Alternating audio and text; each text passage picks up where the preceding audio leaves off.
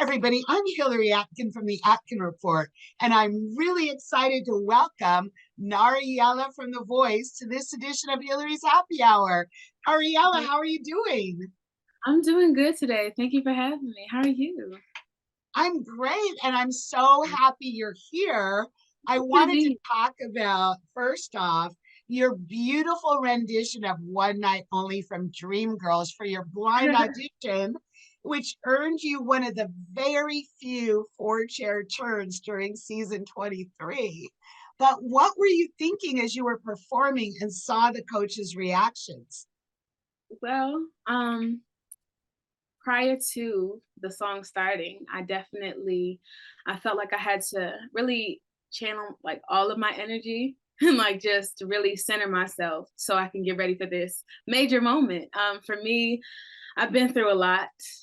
Like nothing bad, but I've worked very hard to get to where I'm at now. And so for me, it was just like, this is your moment. It's time to do what you do, be your best, most authentic self, show up and show out.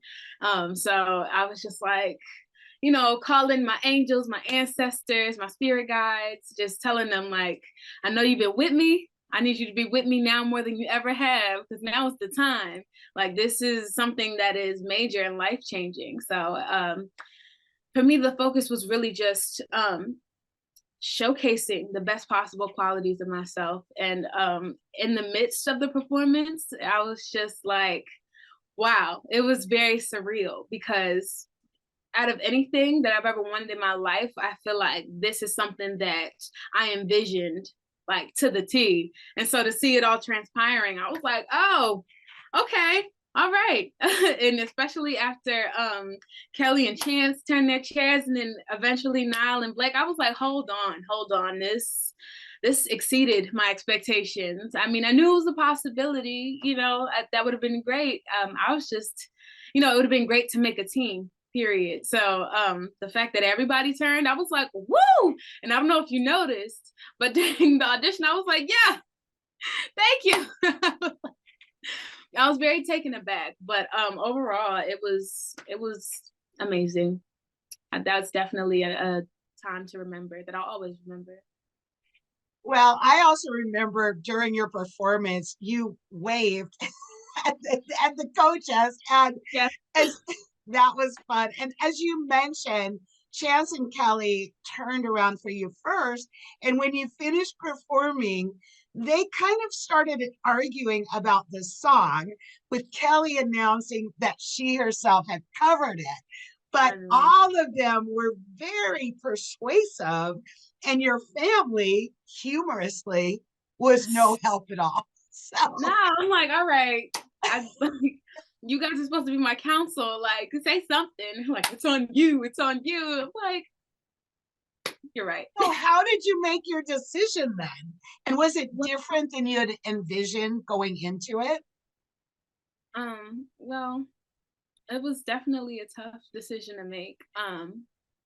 But I feel like for me, and I realized in hindsight that I didn't mean to diss Blake or Niall. Much love to them. I have nothing but the utmost respect for them. But I love Kelly Clarkson. I'm sure a lot of people love Kelly Clarkson. So for me, it was really like, okay, I go with the powerhouse vocalist that's also the coach, Kelly, or I go with Chance, who's like, they're all wonderful musicians. It was a hard decision to make. I didn't know who to choose for a second, but I had to boil it down. I'm like, okay, who can work?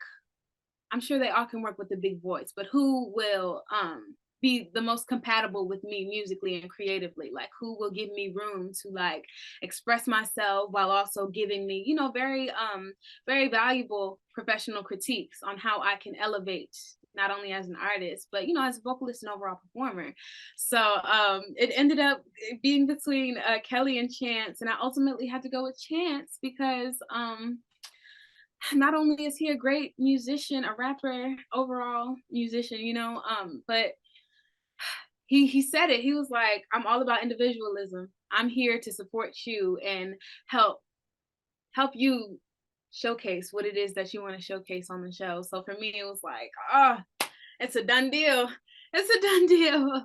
But it was bittersweet because it would have been cool to see what it would have been like, to be on Team Kelly, Well, tell us about the camaraderie amongst the members of Team Chance for his first ever voice team. Yeah, I mean, there's some that we're all pretty well acquainted with one another. Like everybody else, in my experience, is like very nice, very welcoming. It's very, I will say that overall within the show, the camaraderie is very much alive and well. Like everybody's super nice, welcoming, uplifting, and that's the energy and environment that I like to be a part of. So I love being on Team Chance, and I love my Team Chance members. Like they're so sweet and they're so supportive. Like that's one thing that I'll say about them. Like we have a group chat. It's all good, all good. Well, NariYella, let's rewind to your experiences musically before the show, because you mentioned you've been singing since you could speak and that you've been really serious about having a musical career for the past 10 years. So tell us more about that. Well, I pretty much, like I said on the show, I've been singing since I can talk, and a lot of that has to do with the fact that I'm a mama's girl. I'm very attached and close to my mother. And while I was very much like in my toddler stage growing up, my mom was singing the church choir, and she would do a bunch of different plays and like just be performing. And I would be there at a lot of the rehearsals. So my young mind, my young ears, it was just absorbing all of that. And then my love for music developed from there. And I would say, I would sing around the house, sing with my mom in the car, pretty much anywhere casually. But it wasn't until I was about, let's say, 8 years old or so. It was like pre-middle school, fifth or sixth grade, I believe fifth. I had my first ever solo performance. I sang one of Alicia Keys' song, I believe, No One, by Alicia Keys. And from there, as soon as I touched that stage, it felt like home, like on an intuitive level, on a soul level. I was like, yes, this is what I want to do. This is what I want to, this is what I need to be doing. This is the only thing that's ever felt right for me. Like I feel like I was very clear on where I wanted to go at a very young age, which I'm blessed to say that because not everybody can relate, which is fine. But I'm glad that I've been working at something for a majority of my life. Like I take pride in it, and it hasn't been easy. It took a lot of hard work. Luckily, thankfully, I've been blessed with raw talent at a very young age. And I feel like over time, I've just been gradually honing in on that. And so after that initial performance in fifth grade, I was pretty much performing wherever I could. I was in the school choirs from then until my graduating high school year. I'm still in choir in college. So that hasn't stopped. Getting that training, that ear training, that blending with other voices. I would do different community events in the Montgomery County area. I did talent hunt competitions. I auditioned for a bunch of different things just to put myself out there and just gain that experience and hone in on my craft. And I've been fortunate enough to be put in situations where I've done amateur night at the Apollo. I believe I was like 15. It was like my freshman year of high school. And I was blessed to meet, be mentored, and eventually sing and perform with Kathy Sledge of Sister Sledge. And I even opened up for Carl Thomas, I believe, a year or two back. Yes. So it's definitely been quite the ride, a really good ride.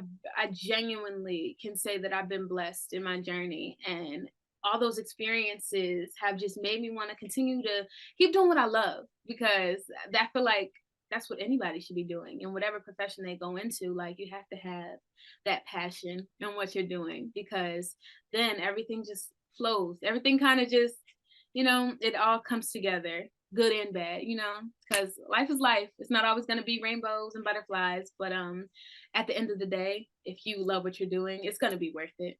So up to date, I think I caught you up on my musical journey. Well, speaking about journeys, I'm Yeah. really looking forward to seeing more of yours. And I want to thank you so much for joining me on Hillary's Happy Hour. And I want to raise a toast to you and your continued success, voice, NariYella. Well, Hillary, I only have a water bottle, but I'll cheers to that, and I'll do it. Cheers to that. Yes, ma'am. Thank you so much for having me. So great to have you. Thank you. I can take a sip of my water now.